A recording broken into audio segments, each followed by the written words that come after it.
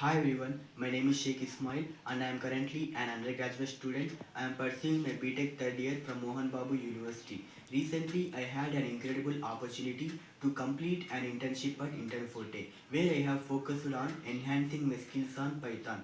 During this internship experience, I have completed two projects, that is random password generator using Python and hangman game development using Python.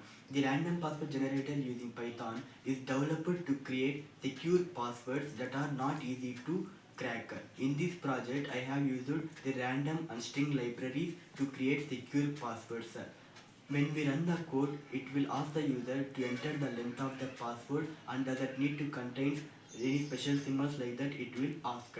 Another project is Hangman Game Development. In this project, I have focused to create the interactive user experience while reinforcing the logic behind the game. This project was particularly challenging when it came to handling the user input, and I have learned a lot about Python's control structures and error handling as I have developed the game. Overall, this internship experience was fantastic, and I was also fortunate to having a great mentor who supported me or guided me entire internship, and the working team was supportive and collaborative. Thank you so much for taking your time by watching this video, and I look forward to connect with more professionals and develop my skills on field of technology. Thank you so much.